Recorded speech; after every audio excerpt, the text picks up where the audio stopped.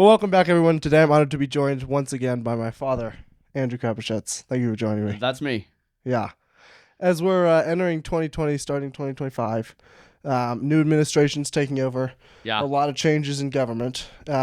What are we going to expect to see as far as government size and what they're going to be doing and how that relates to businesses? Holy moly, that's a big question.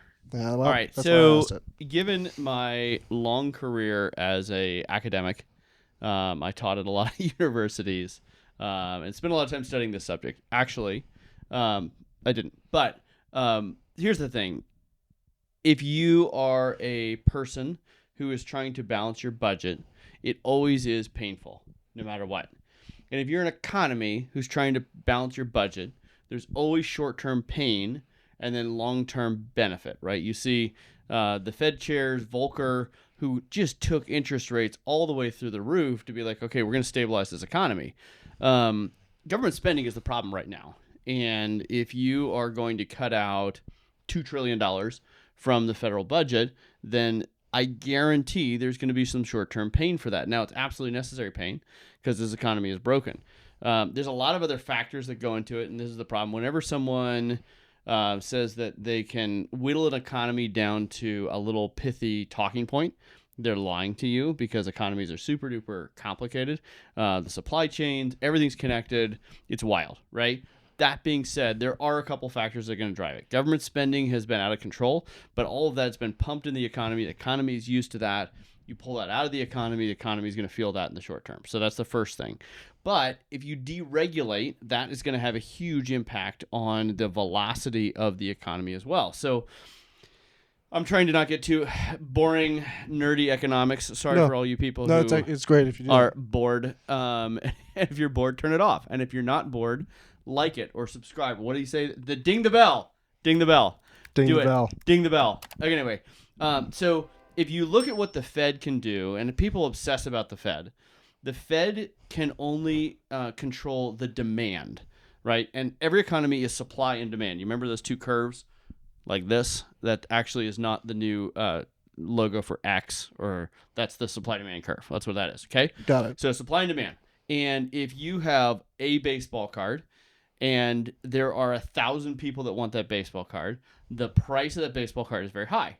Right. If you have 1,000 baseball cards and one person wants a baseball card, the price is basically zero, right? And so everything operates on supply and demand. And this is one of those laws that Congress doesn't even have an impact on, even though they wish they did. Okay. Right. So the Fed can control the demand in an economy, meaning how much money, how easy is it to get money so that you can use that money to go do stuff, whether it's buy a building, invest in your business, whatever it is, right? And so they can control the supply of money, how hard it is, how expensive it is to get money, which will impact the demand for things, right? So if it's really, really easy to, like you can get a loan at 0% interest and you never have to pay it back, you would borrow a ton of money and you'd go buy a bunch of stuff. And so all of a sudden there's a huge amount of demand for stuff because money is super duper cheap. So the closer you get to free money, which is what we did in 2008 and what we did a couple of years ago as well, where people are getting mortgages at 2%.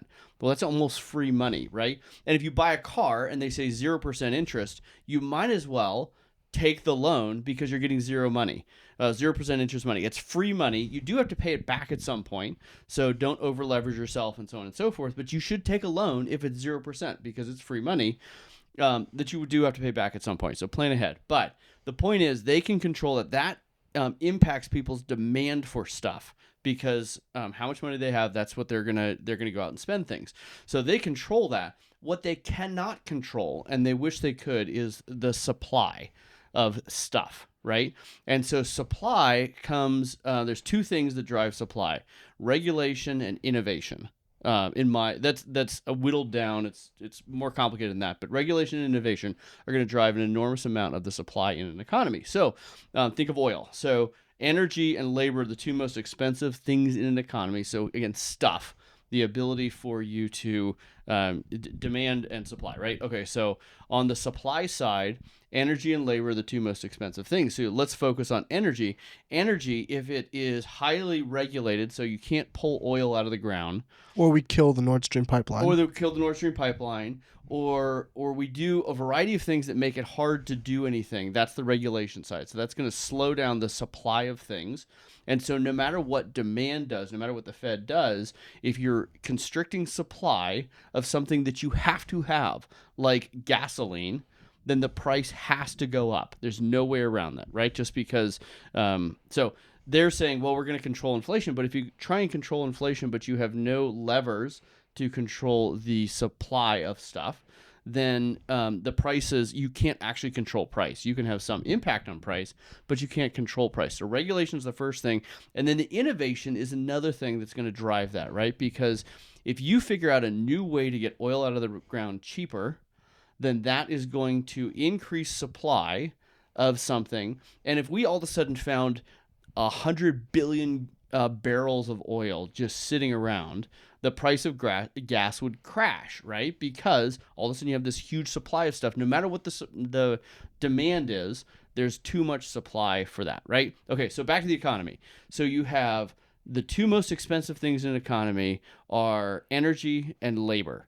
And labor's been a problem because we've been aborting all these babies, tens of millions of babies over the last 40 plus years. So you have used policy and sin to destroy the supply of labor. And then we've used policy and we have penalized innovation on the supply of energy. And so those things are going to make the economy expensive no matter what. So no matter what the Fed does, the economy is going to be expensive. Okay, back to government spending. Sorry, a little tangent, but that's supply and demand, right? But so why does that matter? Well, if you are going to cut $2 trillion out of the federal budget, that is going to have a huge impact on demand, right? Because the federal government is this huge demander of stuff, whether it's labor or energy or jet planes or whatever it is. So you're cutting down demand no matter what the Fed is doing. And then, and so that is going to cause people who are used to receiving paychecks or receiving large government contracts to all of a sudden realize, I don't have cash anymore. So I'm going to stop demanding other things and I'm going to stop spending money. Well, all of a sudden, if your demand goes down, prices will go down, but people will go broke in the meantime, right? And so, does that make sense? Yeah. Okay. So what's going to happen is that will have a huge impact on inflation, because if you don't have $2 trillion being spent by the federal government, money we don't have, if we stop spending that, the demand is going to go down. Therefore, the prices are going to go down along with it, but it will hurt in the short term. Long term, that's how you fix inflation, right? So you can increase the supply of money, which increases demand. So if money's cheap, it increases demand. If you cut government spending, that's going to decrease demand.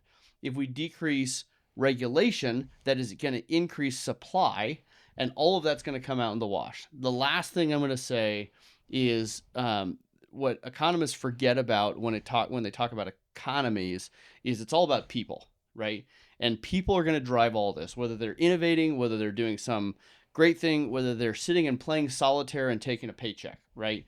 Those are going to impact the total output of your economy, is what people are doing. And if people are optimistic and they believe they're going to win, then their velocity of work, their innovation is going to go up, right? If you believe you're going to win a basketball game, you might just win, even though you shouldn't have, because all of a sudden you have this belief system that I'm going to go after it. So you're going to take risks. You're going to hustle a lot more. You're going to put in more energy. You're going to spend less time on the couch watching football, whatever it is, right? So the output of the economy goes up when people are optimistic. And we see a lot of optimism in the economy right now. And that is going to drive a lot of behavior. The last thing I'm going to point out, and I'm sorry, this is where economies are complicated. Yeah. They're not just simple things. Last thing is foreign investment, right? So we're cutting $2 trillion. Let's assume that actually happens. I'll believe it when I see it. Yeah. Right? We're cutting $2 trillion out of the economy. And so that all of a sudden decreases demand for stuff. But if Trump can get this foreign investment to come into the U.S. economy, and he's already had that Japanese guy who said he was going to invest $100 billion in the U.S. economy. Well, that starts to replace that government spending, but not with debt spending, but with actual investment spending. And investment spending is wildly different than debt spending because everyone has skin in the game, and so they care. They care so much that they're going to make sure the money's spent well to actually produce goods and services, not just to waste taxpayer dollars. Right. And so that plus optimism are the only things that I could see saving us from having a very dark economic year, if that makes sense. Got it. Sorry. That was a rant. Supply and demand, it matters. I don't care what you say. It's true. As far as the Japanese guy who's going to invest $100 billion into the U.S., yeah, what is he actually investing in? Is he investing in U.S. companies, investing in U.S. manufacturing? Where is that money going? Yeah. So that investment is a couple different things, right? So labor in Japan is more expensive. Energy is very expensive. Japan doesn't have any natural resources except for really smart people. Japanese. Like Japanese. That's their only natural resource. And it's a pretty good one. Yeah. Right? But they don't have natural resources. So you come over to the U.S. that is rich in natural resources, if we could get the environmentalists off our back. Rich in natural resources. Well, if you're Japanese, you're like, okay, so if we're going to have deregulation, Trump's going to, and Trump did this in his first office, in his first term. He actually removed 21 regulations for every one that he added. So you had significant deregulation happening, and that's part of the reason the economy boomed in those 4 years, and almost an immediate boom when he came into office. Well, the Japanese businessman believes that the economy is not going to be constrained by regulation, then they're like, well, I should invest here because if I build a factory or invest in U.S. businesses or whatever it is, there's natural resources. We're going to extract those natural resources, and we're not going to be hampered by regulation. I'm going to get a higher return on my money than I will in Japan because Japan doesn't have natural resources. It's crowded. It's expensive. Ta-da. That's what they're going to invest in. They're running out of people. They're running out of people. That's another problem. That's part of the reason their labor costs are so high because, again, supply and demand. They don't have enough supply of people. Right. As far as Elon saying he's going to cut $2 trillion out of the budget, yes. What are the things he's going to cut? How would that actually be possible? Yeah. You'd be surprised. That's probably... I would say that's probably an apocryphal number. I don't know that he'll actually get there. A couple things that he's talked about. I like Vivek's plan. I don't know if you heard this. He said what we're going to do, because it's actually very difficult to fire a federal employee. They have passed laws to protect themselves from ever getting fired. That way they don't have to work hard and they still don't lose their job. Cool. Wow. Yeah, amazing. No, it's like really, really difficult. But there are some laws, and the nice thing is, Vivek he's a lawyer. And so he reads through the laws. He's like, so something we could do is everybody with an odd social security number just gets fired. So basically probably about half the government, if you're a mathematician. And so like everybody with an odd number just gets fired, probably nothing with break. It'd be a little short amount of pain, and they would all get like a 6-month severance. So they would have time to find their feet, find another job, let the economy work out. That's one way to do it. I don't know that they're going to pull that off, although I think it'd be funny, unless you had that social security number and then ta-da. Less funny. Less funny. So that's number one. The Department of Education is a total waste, right? And it's so funny because we just assume these departments, Department of Education, Department of Transportation, these departments didn't exist 100 years ago. And we were fine. In fact, we were better without them. And so things like, okay, let's just cut the Department of Education. Let's do a 1-year wind down where we are finishing up the grants that are going out legally because we don't want to break the law, maybe. So we're going to wind down that. We're going to do no new grants, and we're going to start laying off people en masse and just cut funding for the Department of Education.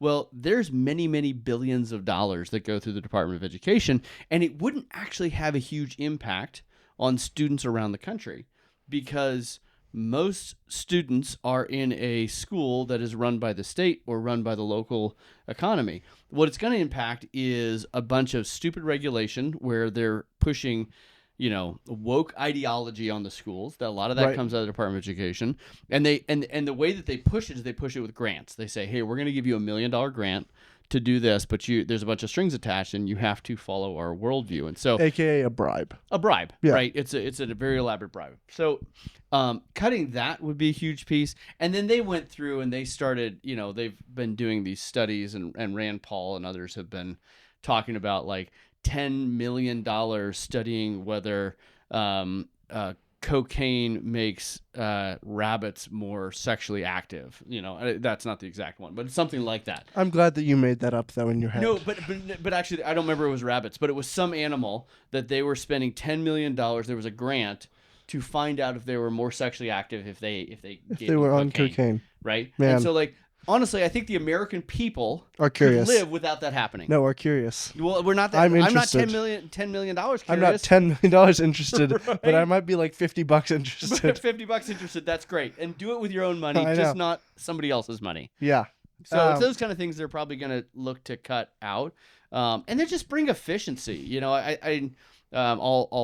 Sorry, Moscow, Latah County people, but here's the reality. So I'm doing this housing development.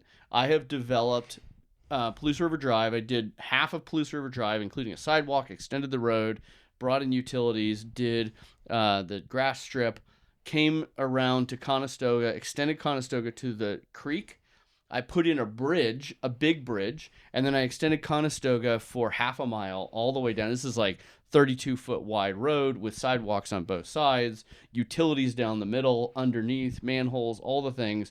I did it for about $2.2 million because I fought tooth and nail to have things not expensive, okay? So half of Palouse River Drive, a bridge, and Conestoga for over half a mile, okay? Okay, Cool. so probably 3/4 of a mile of road plus bridge. Exactly. Plus a large bridge, beautiful bridge, the best bridge, some would say. Okay, so $2.2 million for me to do all those things. The county recently put a bridge on Lenville, which all of us were painfully aware of because it took them 9 months. Bitter's another word. It took them 9 months, and we had to go through this like convoluted way where we had to go through a farm field, and then there was like this one section where we had to ride a yak across a stream, and it was terrible. This whole thing really rough for carrying furniture. I moved out; it was very difficult. It was so hard. The yak was amazing. Great yak. Wally the yak. 10 out of 10 would go again. Yeah. Okay. So. That bridge cost them $3.8 million. More expensive, and it's just the bridge. Just the bridge. And that bridge for 50 years had been a big culvert. It had just been a big steel pipe that we just drove over, and it was fine. Right? Yeah. Okay, so part of that is I'm not throwing any government workers under the bus. Some probably should be thrown under the bus. Some of them are malicious and lazy and wasteful. But incentives matter. Incentives matter in every part of the economy. And so I was spending my money to do that road and that bridge. And so when the construction company comes to me and says, hey, we got to do this retaining wall, it's going to cost $300,000. I'm like, well, I don't have that in my budget. And even if I did, I don't want to spend that. What's another solution? And they're like, there is no other solution. The city's like, there's no other solution. My project manager and I sit down at 11 o'clock at night looking at the plans like, wait a minute. What if we got a grading permit from these three neighbors and just grade it out, and we got a 3-to-1, which is what we're allowed to do for the dirt, and then ta-da, we don't have to put in the retaining wall. So we cold call the three neighbors. Three neighbors are like, yeah, sure, that's fine. As long as you tier it, I get more land anyway. Fantastic, right? Well, that grading costs $15,000. Right? So it went from $300,000 to $15,000 because we had a creative, innovative idea. You had a budget, is what you had. I had a budget, and I cared so much that I had to find another gear and figure it out, right? And so if it's a county project, if it's government workers, it's not their money. And so it's like, well, I guess we have to do a retaining wall. It's $300,000. Oh, okay. It's not my money, right? And so they don't have the motivation to figure it out and solve it. And so the problem with government, Milton Friedman talks about this a lot, is it's all incentives. They have no incentive. In fact, they have an incentive to spend that extra money because then they have a good relationship with a contractor who just got a big job. They have the social, like, oh, wow, that retaining wall looks good, and you must be a super smart person to have figured out how to do this. And right. So look at incentives, and the incentives are just broken in government. So when you get to a huge scale, and they say in government for every $1 billion, at least 5% is completely wasted, or no, is fraud. So for once you get to that scale, for every $1 billion, 5% is fraud, not wasted, but fraud. And so they're going to try and cut out some of the fraud, but I also think they're going to try and cut out some of the waste. I've heard some plans, I don't know if they'll do them, around incentives. And we've seen this work in governments around the world before, where you had government officials come in and say, look, we have to cut out the waste. And so I'm actually incentivizing bureaucrats, government employees. They will get a bonus for every $1 million that they can save on a project, right? So you start to get government, right? Yeah. And people, that makes people nervous. Like, well, do you really want a government worker earning a ton of money because they were creative? Well, you need to be careful. There's a downside. There's a dark side to every incentive. Right. But trying to figure out incentives, I think, is a good thing. I think that government workers should make tons more money, and there should be far fewer of them. Because I want the best and brightest doing that stuff, not the person who couldn't get a job anywhere else. Right. Right? So anyway, I think they're going to try and do a lot of those things. This has been tried before, and the grinding gears of government have chewed out many well-meaning person who's come in. Elon and Vivek are a different level of intelligent and stupid stubborn. So I don't know. We're going to find out. It's going to be fun to watch. Yeah, and we'll hear all about it on Twitter. Yes, we will. So It'll that'll be amazing. be beautiful. It'll And be obviously amazing. cutting things like the $50 billion to Ukraine every once a month or twice a month would help quite a bit. It's not just Ukraine. Like, there's another story, and this is when this is under Obama, but I'm going to give you an example of what government incentives turn out, right? So we have this international agreement, worldwide agreement, to not incentivize corn because the growth of corn or the just incentivize. In other words, don't subsidize corn. So a corn farmer does his corn, and you're like, guess what? I'm going to double your price, and you're just going to get that money to incentivize corn because they have a strong lobby that says we need more corn, and da da da. Right? Farm subsidies are enormous in America. Okay, and I love farmers, but we need to cut down on the farm subsidy. That's another situation. Okay, so we start to incentivize the corn farmers in America. Well, guess what? Everybody gets upset about that because the number 2 country in the world who was producing corn, I think, was Brazil. And Brazil's like, hey, we had a deal. You weren't going to subsidize corn because then all of a sudden the U.S. corn is cheaper. Nobody wants to buy Brazil corn. And so all of a sudden Brazil farmers are like, nobody's buying my corn. I guess we're out of a job. We're out of a job because the U.S. is subsidizing the corn farmers in America, right? Okay, so what does Brazil do? Well, this is where you can't bring military force. Brazil was not going to invade America and kill the farmers. So what do? We use economic incentives. So basically, Brazil's a growing economy, and Brazil said, guess what? We're going to put a 30% tariff, meaning that we are going to charge an extra 30% for all U.S. car manufacturers who want to sell their cars. So Toyota and GM, Ford, etc. You sell your car into Brazil, a growing economy. The government's going to charge 30% on top of that. Well, what does that do? Makes the car so expensive, nobody buys a Ford. And so what did that do? It caused the Ford executives to go to Obama and the Obama administration and say, hey, Brazil is angry about the corn thing, and so they're dinging us on the car thing, right? So as rational human beings, we would think, okay, we probably should dial down the corn subsidies, right? So Hillary Clinton, as our Secretary of State at the time, flies down to Brazil and works out a deal and negotiates with them. And you know what they do? I have no idea. They subsidize the corn farmers in Brazil. No, I'm dead serious. To $300 million a year, we send to corn farmers in Brazil. What in the stinking trash? I don't want. That's the dumbest idea I've ever heard. But it was politically expedient, and then Brazil dropped the tariff on the car dealers or the car manufacturers in the U.S. Yeah. And the corn farmers here are happy, and the car manufacturers are happy, and the American people take it in the teeth, but we don't know it. Yeah. We don't know it. We don't know how to push back on it. We're unaware of it. And so the political incentives for the administration is the people that were right in their face, both the corn lobby and the car lobby, were happy. Yeah. The squeaky wheel gets the grease. That's exactly it. And Is the that's principle. DC. And so anyway, that's just an example of what happens in DC with our money, where they they are following their logical incentives, and we need to re-incentivize them to not follow those. Right, because she's trying to get votes. She's trying to get votes, and she's trying to make the people in front of her happy. And guess what? Do you think those lobbies donate to campaigns? A lot. Yeah. Right. They probably give them a stink load of corn. Yeah. Not Brazilian coin, though. Yes. And you talked about the 0% interest. Yeah. How is that number calculated? How do they come up with that? And why, if it is at 0% interest, is it the right time to buy something?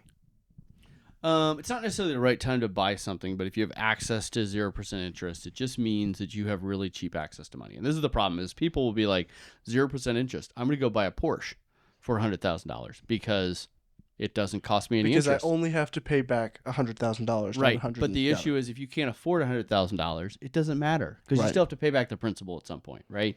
But if you're buying a house or anything else, so let's say if I'm buying a house and it's a $500,000 house, and I am paying 7% interest, which is roughly what you're going to pay for a mortgage right now today, a little bit less, in the high sixes. Your monthly payment on that is going to be just shy of $3,000. This is rough math in my head, so I could be off by a couple $100, but somewhere under $3,000 you're going to have to pay a month for that. On a 30-year loan, for the first 5 years, something like 90% of what you pay is actually just interest, not principal. Okay. Interesting. Okay. So, and that's how amortization just works. And as you get near the end of the loan, most of it's principal, not interest. Okay. Well, the deal is if that 7% was 2%, your monthly payment is going to go towards the principal a lot faster, and it's probably going to be under $2,000 a month. So now you're saving $1,000 a month for that interest. So what a rational person does, or an irrational person does, is they buy a more expensive house. And they're like, I can afford more of a house, because they're gauging their ability to buy a house based on their monthly payments that they can wedge into their monthly salary, not whether they really need a $500,000 house or a $700,000 house. It's what can I afford to put into my monthly salary. And so when you make money cheaper and easier to get to, people spend more. Well, that produces economic activity, right? A $700,000 house means that there was probably the laborers working on it longer. It's using more materials. It increases that velocity of money throughout the economy. Whereas you increase that interest rate, and all of a sudden, I can only afford a $400,000 house because that's all I can wedge into my monthly budget, right? And so if you're buying a car, generally I tell people, this is connected. Hold with me. You should only use debt on appreciating assets or fixed assets if you can. Meaning the day you buy a car, it loses like 20% of its value the day you drive it off the lot. Right. Just the way it is. Okay. Yeah. Almost 100%. Yes. There are some cases not so much. Not the case. But for the most part, when you drive it off the lot, you've lost 20%. So you shouldn't use debt on a car generally because it's a depreciating asset. It's losing value. A house, on the other hand, unless you're in a dying economy or if you buy it wrong or whatever, is generally an appreciating asset. You hold on to it long enough, it will be worth more at the end. And so if you have debt on that, you're not underwater, meaning the amount of debt and the value of the house, you don't want the amount of debt to be higher than the value of the asset, right? Because if you buy a $20,000 car and you get a $20,000 loan, and you drive it off the lot, and you lose 20%, well, now you have a $16,000 car, and you have $20,000 of debt. If you forget to insure it, and you wreck it, or let's say you do insure it, and the insurance company gives you $16,000, which is its current value, you owe $4,000, and you don't have a car. Yeah. That's what it means to be underwater. You don't want to do that. Right. Where do those numbers come from, the percent of interest that is generally... Yeah, so it's slapped on the end. It's the supply and demand of money. So supply and demand drives price of things. So what does the Fed do? They don't just magically wave their wand and say the interest rate is lower. They're increasing the supply of money, and that makes it cheaper, right? Got it. Supply and demand.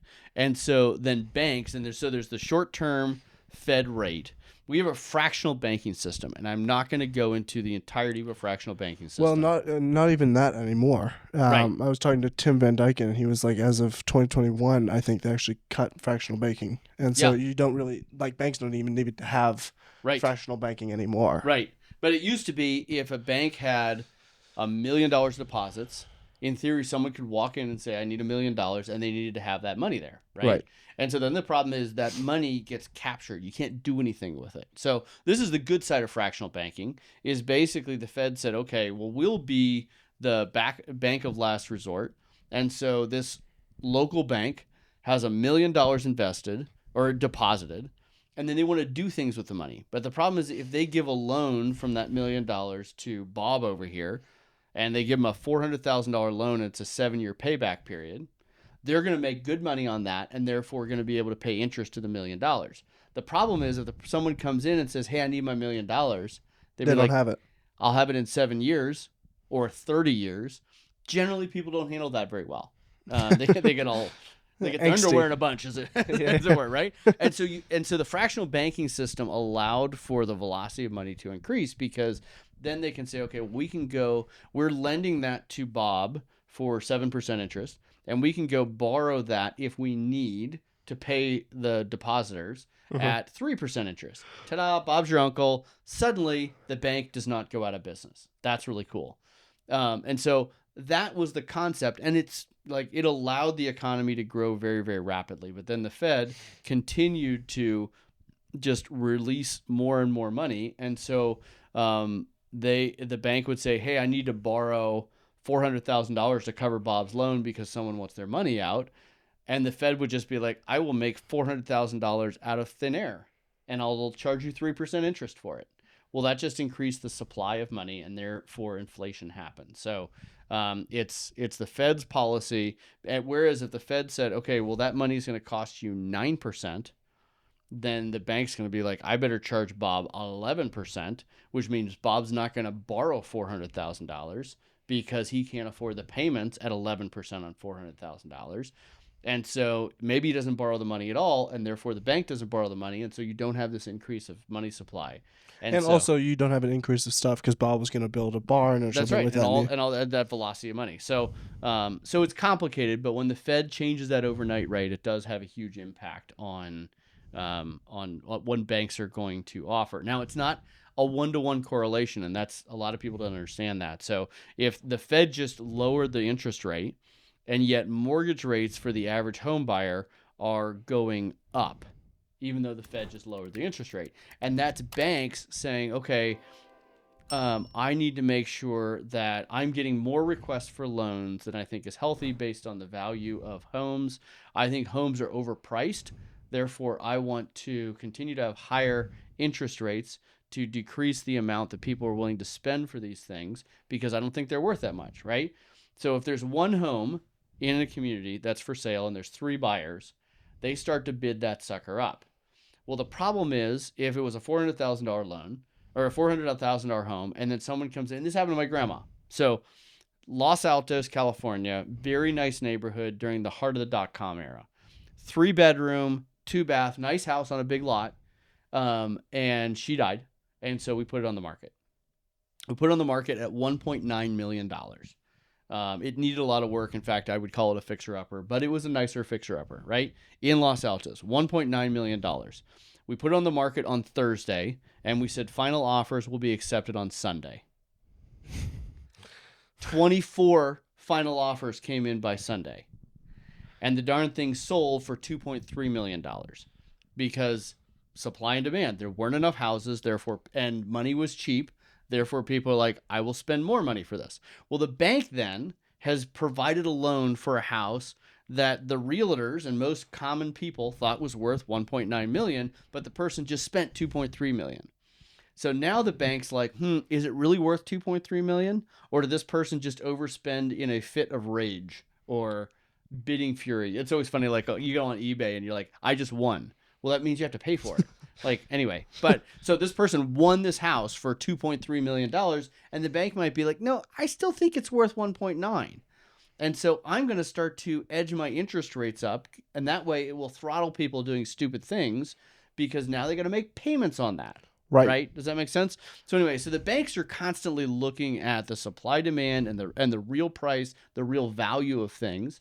And they are using that Fed rate as an interesting indicator in figuring out what the mortgage rates are going to be. But it's not a direct one-to-one. It's based on a lot of factors.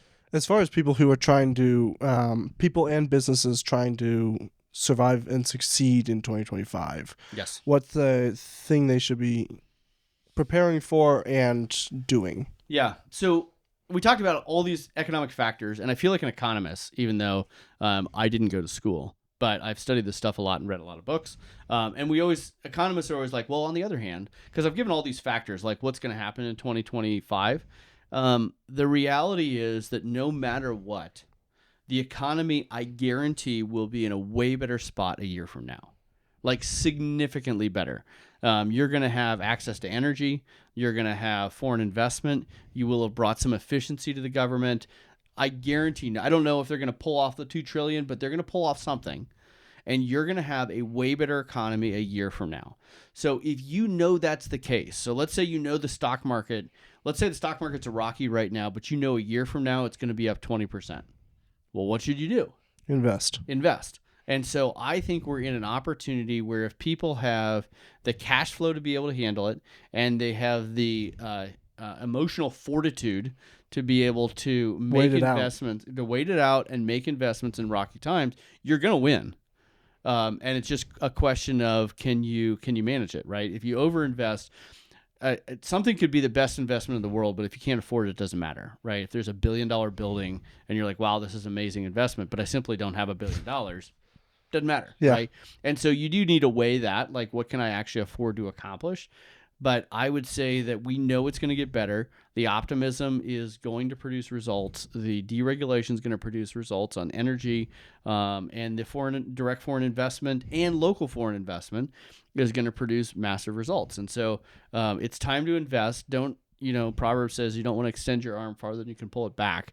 So you don't want to overinvest, but it is a time to go for it. Yeah, if you have the money, which a lot of people don't, since the past 4 years. Since it's been as they say, sugar show of an economy that we've had. It definitely has I don't know been if that's one. allowed on YouTube. I'll censor that. Yeah. Great.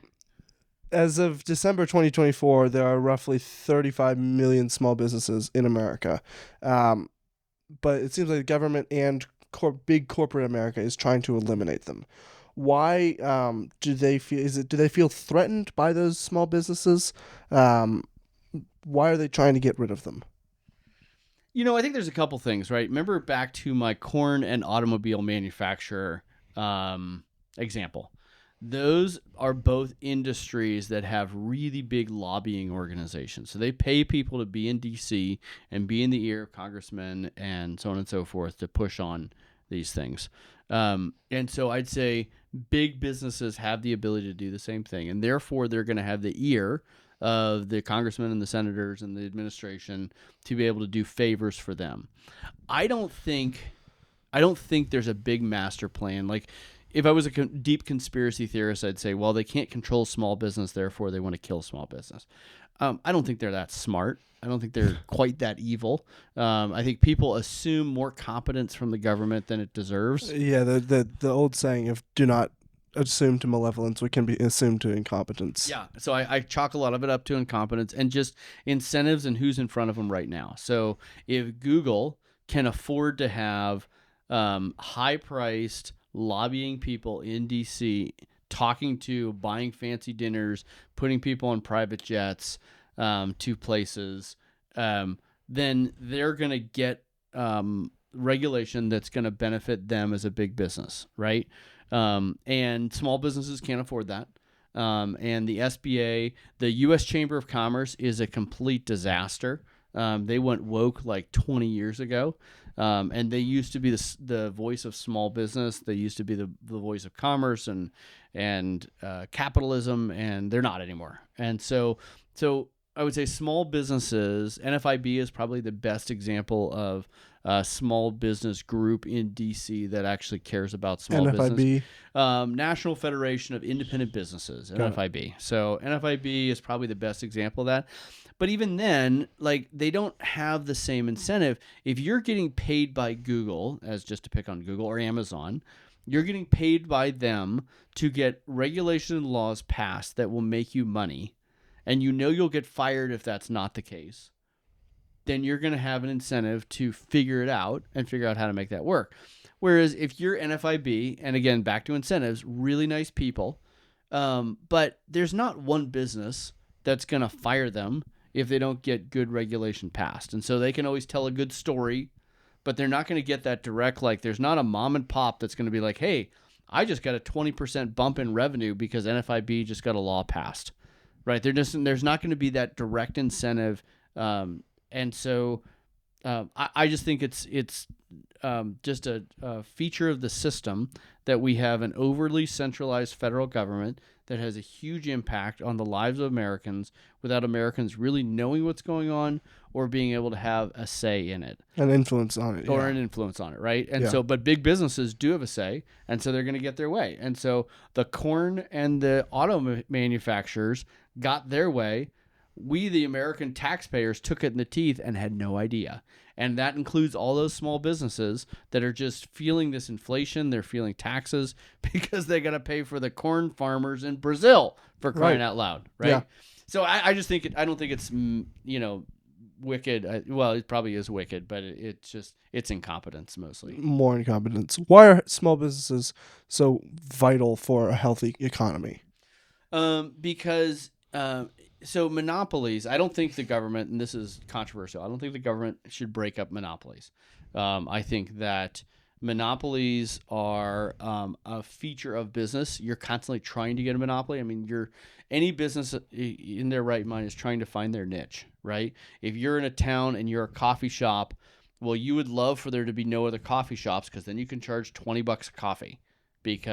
But once you start to do that, once you use monopolistic pressure, so Microsoft is a good example. So everyone's like, well, Microsoft is a monopoly because they have a browser, they have an operating system, and all those things. Browsers. Yeah, right. But they had to pay fines and all this other stuff because the government said you're a monopoly because you're controlling too much of the computer industry. Well, let the free economy work that sucker out, because if Microsoft starts charging $1,000 for operating system plus Microsoft Office and Excel and their horrible Web browser. right? Well, then somebody else is going to have the incentive to invent something else that's going to be better, right? Linux is going to thrive because Microsoft had this monopoly position, but the government comes in and says, well, you can't have this monopoly. Back to small businesses are the only way for the free market to work that out. So big businesses will automatically try and get a monopoly. That's just what you do, right? I run Red Balloon. Well, I want to be the nation's leading pro-freedom job board. In fact, I would love it if there weren't lots of other pro-freedom job boards out there, because then I'd have competition. I don't want competition. I want to control the market, not because I'm trying to screw everybody, but because I want to be profitable and I want to get as big as possible and hit critical mass. And so what happens is, if you don't have those small businesses, you have no market forces to break up the big business control of the economy. There's no innovation coming out of that. So that's the first thing. The second thing is, a small business is going to run more efficiently. It's going to allow people access to goods and services in a different level. And anytime you have a small number of highly powerful individuals or institutions, they're going to do bad things because we're all sinners. And so having a plurality of businesses, like 35 million businesses, is the only, it actually is a good guard against sin, because you don't have this central power and control of big business or government, which is what the problem is with the federal government. So, so that's why I think it's important. And monopolies aren't like 100% ruled out by government. I'll give an example. From 2010 to 2022, probably, YouTube was the only streaming platform. That's right. Period. And they had lobbying people to keep the government off their back. Yeah. But absolutely. And but if it weren't for Rumble, YouTube would continue to be the only one, and it's dangerous. Right. Because then YouTube gets into like, okay, we're going to censor these people, and that's not always where it goes, but especially if they're tied to government. That's right. And the government doesn't want people who are, especially around COVID. Right. The whole thing. And that's where monopolies, the government controlled monopolies is absolutely ridiculous, because they allow all kinds of monopolies, just the monopolies they want to allow. So that benefit them. That benefit them. So YouTube is a great example of that. Google is a great example of that, right? Because they were the search engine for a very long time. The U.S. Postal Service is a government subsidized monopoly, right? You send a letter for 56 cents or whatever it is. It used to be super cheap, but if whatever the current rate is, it costs the post office 75 cents to send it. Well, the taxpayers are paying the difference because they want to have the U.S. Postal Service. They think it's important. I would say no. If they cannot run as an efficient enough business to be profitable, then they should go out of business and let the free market work it out. And guess what? I'll bet you, because right now FedEx and UPS are not allowed to deliver letters into your mailbox. They're not allowed to. That's called a monopoly. Yeah. And I bet that if they were allowed to, they would probably do it much better, faster, cheaper. They'd figure out how to do it. It'd be better, faster, cheaper. And so, and then we wouldn't have anybody going postal and killing people, right? Boom. Slightly unrelated. Saving lives. Yeah, America. In 2008, the banks were bailed out by the government. This is somewhat connected. Some banks, but yeah, a lot. Yes, a lot of banks. Why did the government see them as too big to fail, and what did they mean by that? Yeah, so it is complicated because you can, as you look through history, when there's a run on the bank, it has the snowball effect in the economy. Now, I disagree. I think they should have been allowed to fail, but I will say the government produced the environment in which those banks were failing. Fannie Mac and Freddie Mae, maybe I got those backwards, I'm dyslexic, leave me alone. But Freddie and Fannie produced the interest rates and passed the regulations to make it so that there were so many cheap loans, that there were these subprime mortgages that were bundled up that made it so that the banks got underwater on their balance sheet and failed. So the government produced the and there's talk right now of either shutting down or privatizing Freddie and Fannie, which means they would just be shut down because they're so horribly inefficient. So they back a lot of loans. They back all the student loans that generally don't pencil because people just default on them. Anyway, so the point is, but what happens is if you start to have a bank fail, and then people all of a sudden don't have that money, then banks are very connected in the way that they do loans and the way that they work together. And then you would have the snowball effect. It would have created a really big economic nuclear fallout zone if they had not done something to rescue the banks that they put in a position to fail. And it would have caused economic problems for a long time. Like we see the Great Depression.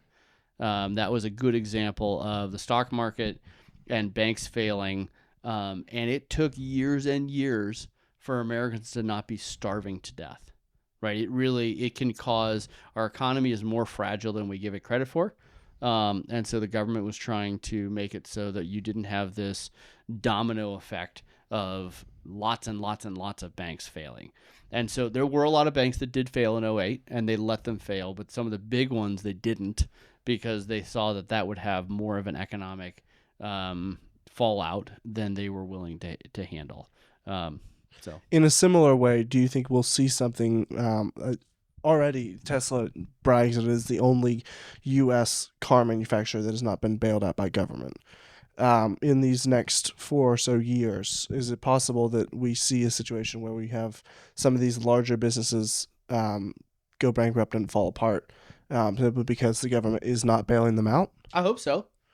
I mean, you need to let the economy work it out. As a side note, Tesla has had a lot of subsidies for electric cars. that have made their prices more reasonable. Because if you get a Got it. $5,000 refund because you bought an electric car rather than a gas car, Tesla can have access to more of the market, supply and demand. And so while they have not gotten direct government bailout, they absolutely have gotten an enormous amount of subsidies back to our corn farmers that allowed the prices to be lower and the demand to be higher. Right. Got it. So I will call them. I'll call BS on that one. Yeah. Not on you, but on them. But anyway, I think we're going to fail. Another thing that's going to fail in America is universities. This year is the high watermark for children who are going to be entering universities coming out of high schools. High watermark. This is The most ever. the most, and it is going to go down unless something changes, at least for the next 18 years, unless we dramatically increase the birth rate, it will go down indefinitely in America, which means the demand for higher education will go down because there simply won't be as many children who need higher education. The prices have all been going up. So if demand goes down and the prices have been going up, what's going to happen? Well, they're just going to start to not sell their services, which would be a degree. And the quality of the service has gone down. People don't believe in a degree anymore. So I think that car manufacturers, banks, universities, a lot of them are going to go under. And not a lot of them, but a lot of universities. But some of these other institutions are going to go under, and they need to, right? If a car manufacturer is inefficient because they have unions, well, guess what? If you let them fail and all those union people lose their job, they might rethink it next time they decide they want to try and strike. Right. Yeah. And so it is necessary this is something I think you pointed out last time, and I think you got some flack for it in the comment section, which you did not notice. Yeah. That you were like, if people are really truly free, some of them will starve. For sure. And so there's an economist, Schumpeter, who talked about creative destruction. The only way an economy can move forward is creative destruction, meaning that people fail, businesses fail, and luckily, like, our economy is in pretty good shape. Like, we are very prosperous as an economy. But if a business fails, most people are going to get a new job. It's going to be fine. But we need to let them fail. And if we don't let them fail, then the government's meddling in the economy, and Schumpeter's creative destruction will never happen, and the economy will never get better. Right. It'll really only go down because then the government has to pump more money into it. And yeah, then you think about it. It's like, pretend it's like a plant. Like, if you got a plant and like one of the branches is dead, and you're like, we're gonna tape that sucker on and just make sure that it's, getting nutrients even though it's dead. Like, the plant's gonna die. And so that's an economy. You need to let things fail so that new innovation can happen. Right. As far as small businesses, though, they do not get bailed out, and so they actually have to balance their budgets and everything. That's right. In the extremely costly situation we are in right now, what are your kind of best practices and ideas for helping those people out? Oh man, have rich friends. Great. and rob banks. Don't rob banks. Just probably bad advice. Bad idea. No, I mean, you need to be making investments and taking risks, and sometimes those risks don't work out, and that's a bummer. But especially if you're a small business, you don't have as much of a buffer. But keep an eye on your cash flow. I mean, if you look at the last 3 years for me personally, I've done this housing development that costs about $12 million. And I'm going to lose, if I sell everything I have for sale right now, after working on this for 3.5 years for free without any income, I am going to lose about $1 million if I sell everything. Yeah. Ta-da. So that's a bummer. Not great. And that's, a comedy of, like, okay, supply chain.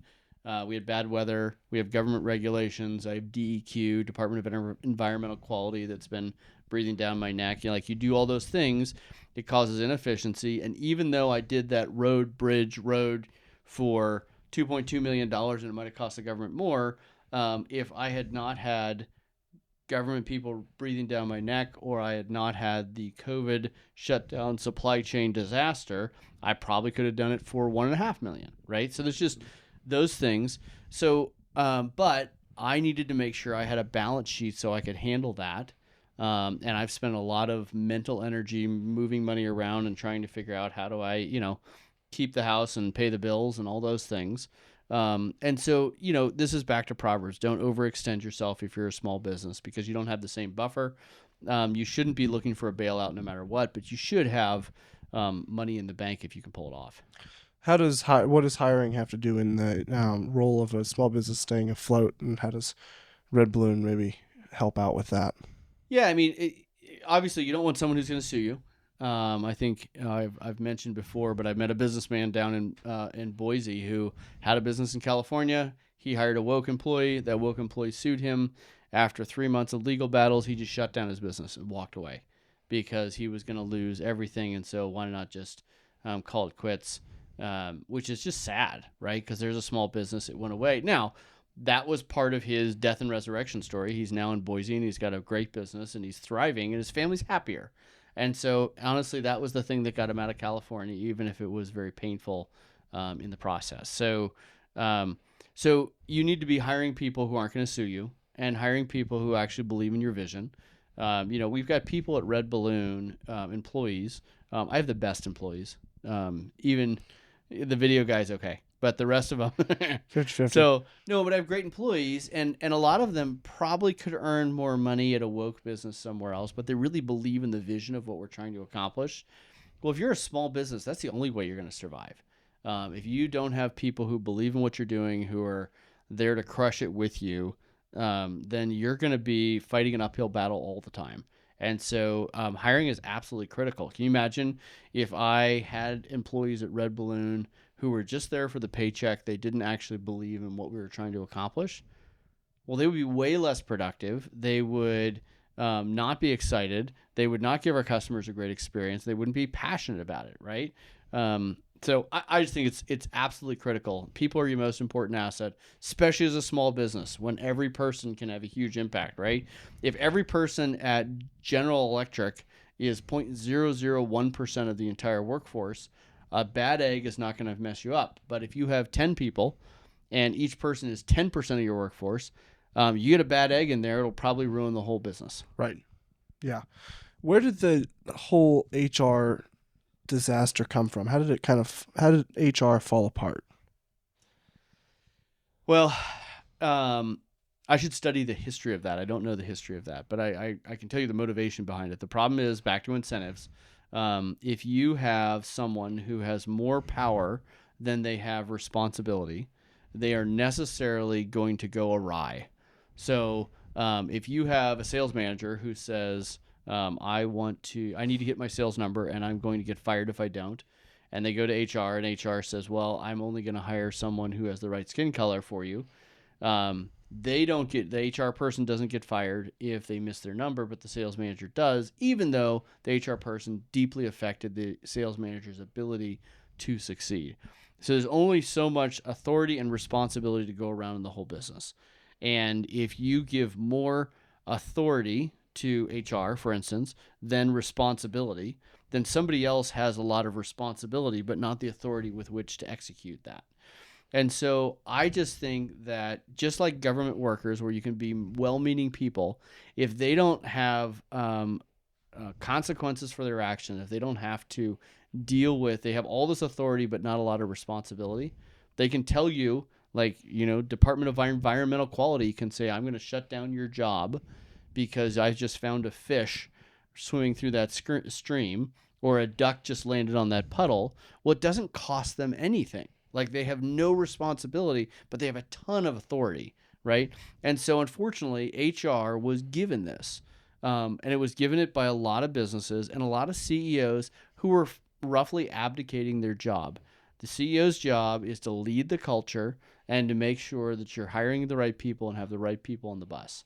And I think a lot of CEOs were like, look, I don't want to deal with all of the paperwork that goes along with HR, the government regulation that goes along with HR. So I'm going to hire that person. And then they are going to have, honestly, not a lot of responsibility for the business, but they have a ton of authority because they're doing all the paperwork and they are just grabbing it. And it's just human nature. So It's I put the HR going awry at the feet of all the CEOs out there that let it happen. Right. And Christians often have, this is somewhat unrelated, but yeah, it's just entirely unrelated actually thinking about it. You want to talk about unrelated things? You see this doorknob right here? This child locked himself in the bathroom, and we had to take apart the doorknob to get him out. At like 12 at like o'clock. 2 a.m. And I'm like, no, it was whatever midnight. it was. I was like in bed, and I'm like, what is that banging? And it was like this very faint. And I, of course, was going to sleep through it, but my sweet wife was like, no, that is a real banging. Yeah. I'm like, I don't know if that's a real banging. I'm going to go back to sleep. And then finally I came down here. I'm like, what's that noise? Anyway, this guy locked himself in the bathroom, and we had to take apart the doorknob to get him out. And I haven't put it back together. So I was in there for like half an hour. yeah. So totally unrelated, but funny story. It was an interesting experience as Yes. I slowly devolved into, Like, I'm I'm going to truly sleep in the here. bathtub. What's Yes. this going to look like? Yeah. Anyway, Christians often have an odd relationship with success Okay. and money, often because, or at least the reason they state is that verse in the Bible, the love of money is the root of all kinds of evil. Yeah. What is the right way as a Christian to strive after and go for success? Monetary in this world success. Yeah, well, and success, like there's a lot of money is part of that. I'll put them in the 3 G's. That's one of the 3 G's: gold, glory, and girls. I was gonna say guns, which I love guns, but not connected. Not really related. Gold, glory, and girls. Those are generally the 3 G's of why someone goes awry. Money is one of them. But you think about it, like, you know, people love the accolades, and then they'll let it go to their head, and then they'll do stupid things.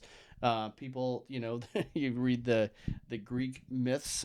People did a lot of stupid things for girls, gold or glory. Those are kind of the 3 categories, right? Yeah. And so as Christians, how do we strive for things correctly? I think it's really straightforward. It needs to not be about you, which is really hard, right? Because when you're working an all-nighter and you're trying to solve something, it's a lot easier if you're like, well, it's about me because I'm a superhero.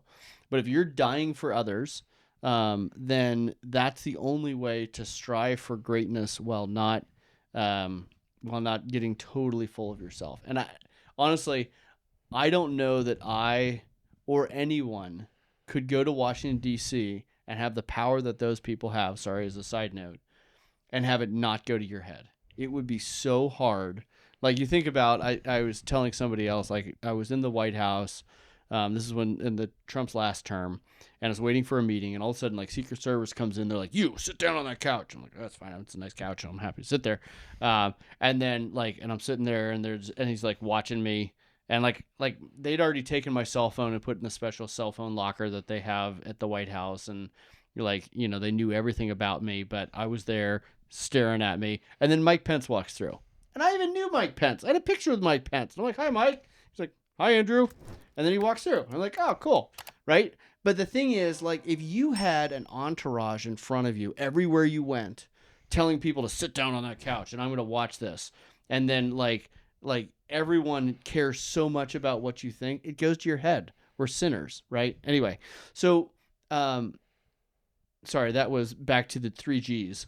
That's the glory. That's the glory, but that's part of it. Is it would be really hard to be a billionaire and not have it go to your head. And I think Elon, who's richest man on the planet, That we know of. the only way that he's been able to be somewhat level-headed and not be an egotistical jerk, which he might be a little bit, I don't know, I've never met him, is he doesn't care about the money. Like, I think, you know, he's like, okay, so he has the perspective of, I'm going to die someday, right? And so I want to do something great. And I want to die on Mars, basically. I want to die on Mars, and the only way to do that is not be stressed or be obsessed with money, right? And so I think as Christians, if you see money as a tool, I'm trying to get as much of this tool as I can so that I can bless as many other people as possible, so that I can go get more of this tool, so that I can do more cool stuff, and then I'm going to die and I don't get to keep the money anyway. Cool. But I got to bless other people. But I got to bless a ton of other people. Money is not the point. It's what you can do with the money, right? If you're on a desert island with $1 billion, you're still going to die. Yeah, you can't eat it. Right. But if you're on a desert island with a huge container of hot dogs and a grill, you're going to be just fine. Even if you're broke. Even if you're broke. It doesn't matter. It's what you do with the money. And so you have to keep that perspective.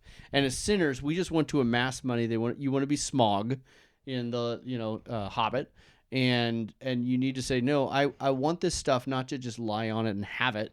I want to use it to do things. And I can do things for my family.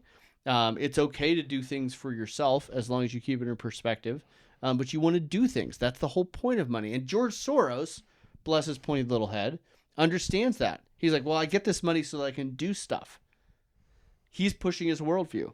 Elon is using his money so he can do stuff. But I've seen so many Christians, billionaires, who get their money so that they can have it. And sit on it like Smog. Sit on it like Smog. Like, go do stuff. Go do a housing development. I was actually talking to a guy this week, and I won't mention names, but he was like, well, I've got my business cranking and I'm making $40,000 to $50,000 a month, and I don't really have a motivation to like go to work because I don't have to, because it's just happening. And so I've been just playing video games, or just I don't want to get out of bed anymore because I don't have to. It's just everything's happening. And my suggestion to him was take all your money. He's like, because I could live for 10 years without any income. I'm like, well, then take those 10 years of income and go do a thing. And if you lose them all, then you'll have the motivation to get back to work. It'll be great. So go go do a housing development. It's amazing. Yeah, or go gamble it all on the lottery. or that. Yeah. But then you just got more stuff. Then you got another Or you problem. lost it all. Or you lost it all, right? But the thing is, I did this housing development, that we mentioned, and I'm going to lose all this money and all that stuff.